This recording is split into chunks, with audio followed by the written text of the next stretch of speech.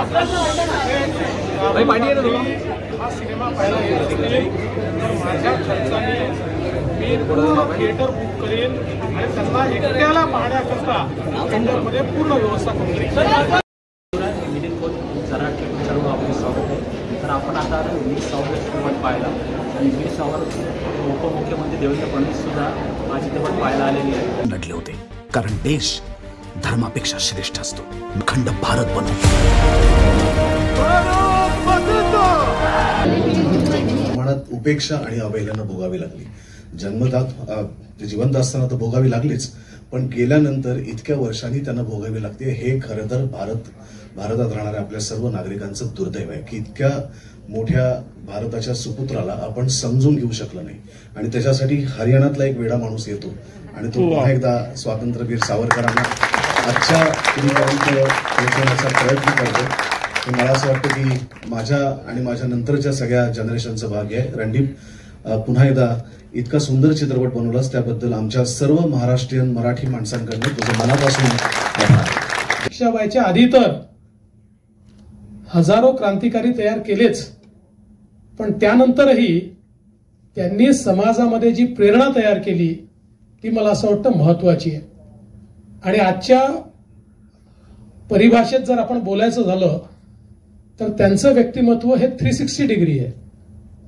एक अतिशय निडर क्रांतिकारी म्हणून आपण त्यांना बघितलेलं आहे की ज्यांनी हजारो क्रांतिकारकांना प्रेरणा देऊन भारतीय स्वातंत्र्य लढ्याला खऱ्या अर्थानं एक त्या ठिकाणी अग्नी प्रज्वलित करण्याचं काम त्यांनी केलं.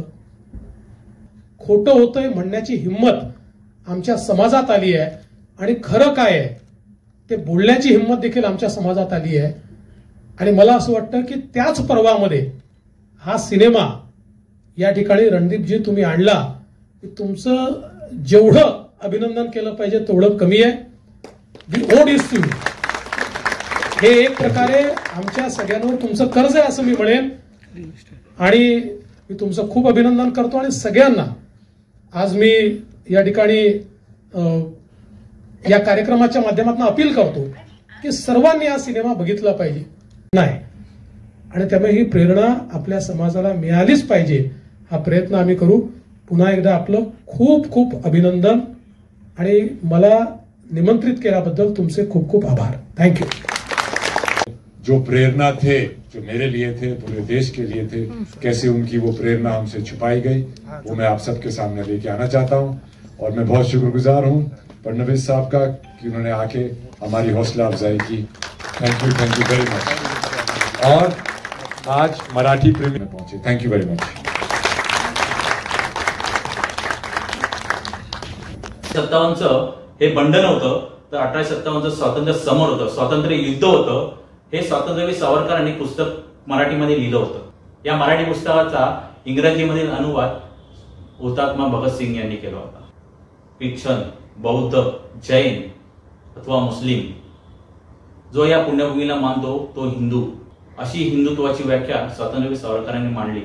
ती या चित्रपट दाखवण्यात आली.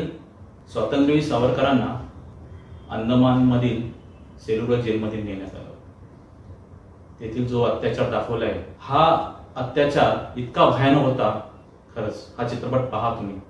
स्वातंत्र्यवीर सावरकरांचा हा चित्रपटामध्ये दाखवलेला जो भयानक अत्याचार आहे ना, आपण 24 तासही त्या जेलमध्ये राहू शकत नाही, एवढा अत्याचार होता.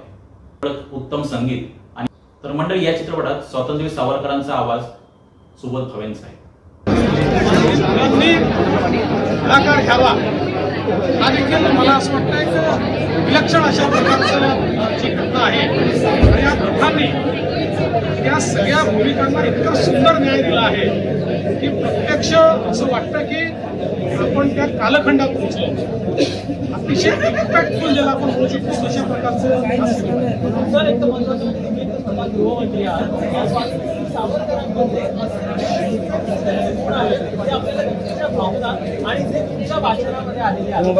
सगळंच त्यांचं वाचलेलं आहे. मला असं वाटतं की त्यांना काही शब्दांमध्ये त्यांची व्याख्या करणं, डिफाईन करणं अतिशय कठीण आहे. त्यांचे जातीउच्छेदक निबंध जर आपण बघितले तर त्यांनी जाती प्रथा का आली आणि त्यांनी कसा आपला नाश केला आणि ती कशी दूर केली पाहिजे याबद्दल त्यांचे विचार हे विलक्षण आहे. विज्ञान अधिष्ठित त्यांनी जे लेखन केलेलं आहे, जीवनामध्ये कुठलीही गोष्ट धर्म असेल किंवा विचार असेल त्याच्या पाठीमागचं विज्ञान काय आणि ते विज्ञान संपल्यामुळे आम्ही कसे गुलाम झालो या संदर्भात त्यांनी जे विचार मांडलेले आहेत मला असं वाटतं सगळंच प्रेरक.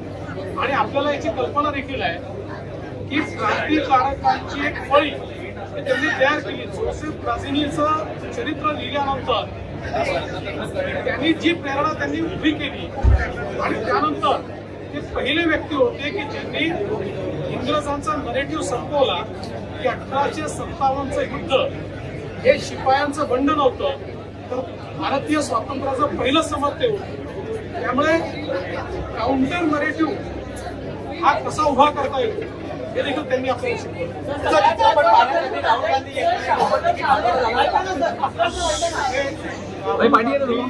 हा सिनेमा पाहायला गेलो तर माझ्या खर्चाने मी पूर्ण थिएटर बुक करेन आणि त्यांना एकट्याला पाहण्याकरता थिएटरमध्ये पूर्ण व्यवस्था करून देईन.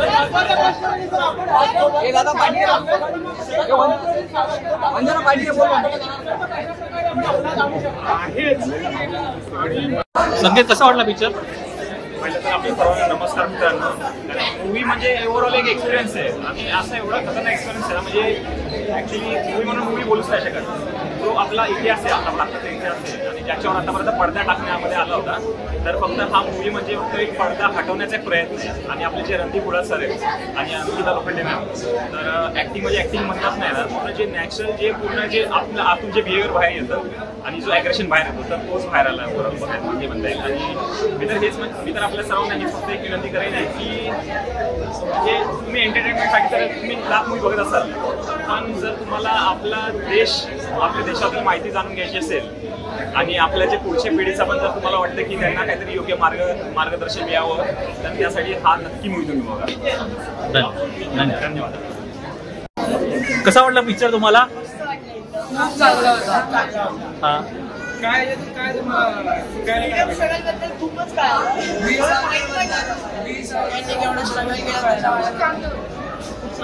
खूप चांगलं. मी आरवला वीर सावरकर काय माहिती पडली त्यांच्या लाईफ बद्दल त्यांनी काय काय स्ट्रगल केले याच्या अगोदर तुम्हाला काय माहिती होती त्यांच्याबद्दल? काय माहिती होती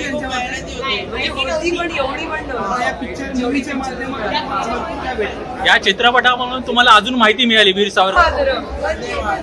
भारत माता की जय. भारत माता की जय. तर म्हणजे स्वातंत्र्यवीर सावरकरचा चित्रपट अतिशय भावनात्मक चित्रपट होता. पहिला शेवटपर्यंत खेळून ठेवणारा चित्रपट होता आणि रणदीप हुड्डाचं अप्रतिम काम केलेलं आहे. सावरकर जेलमध्ये होते, ज्या सिंधुदुर्ग जेलमध्ये होते त्यामध्ये त्यांनी ज्या कठीण यातना घेतल्या होत्या त्या कठीण यातनामध्ये त्यांचे जे हाल झाले होते त्या ते बारीक झाले होते आणि पण हुड्डा यांनी स्वतःला ते बारीक करून घेतलं आणि जे खरंच ते कलाकाराचं श्रेय आहे. आणि त्यांनी हा अप्रतिम चित्रपट असा आणलाय. नक्की पहा. याच्यातून तुम्हाला इतिहास बघायला मिळेल. सावरकरांचं जे देशावरचे प्रेम होतं ने माझ्याशी ने सागरा प्राणाचा तळमळला हे तुम्हाला बघायला मिळेल. खरंच हा सावरकर चित्रपट जरूर पहा. भारत माता की जय. वंदे मातरम. सावरकर माने तेज, सावरकर माने त्याग, सावरकर माने तप, सावरकर माने तत्व, सावरकर माने तर्क, सावरकर माने तारुण्य, सावरकर माने तीर, सावरकर माने तलवार, सावरकर माने तिलमिलाहट, सागरा प्राण तळमळला, तलमळाती हुई आत्मा,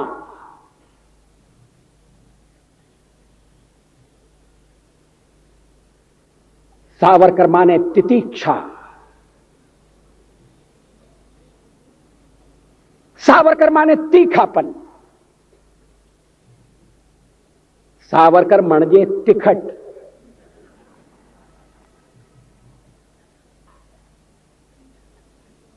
कैसा बहुरंगी व्यक्तित्व।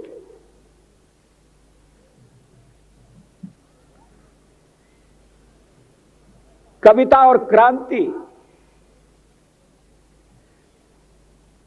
देशपांडे जी मुझे क्षमा करें, मेरा भी परिचय कराया गया है शाहिर के रूप में।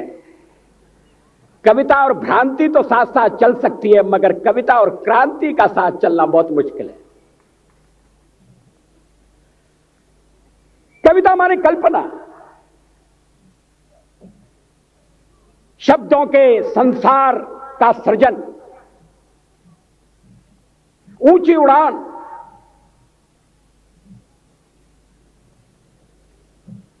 और कभी कभी ऊंची उड़ान में अगर धरातल से पांव उठ जाए, वास्तविकता से नाता टूट जाए, तो कवि को शिकायत नहीं होगी। उसके आलोचक भी इस बात के लिए उसकी टीका नहीं करेंगे। मगर सावरकर जी का कवि ऊंची से ऊंची उड़ान भरता था। सावरकर में ऊंचाई भी थी और गहराई भी थी।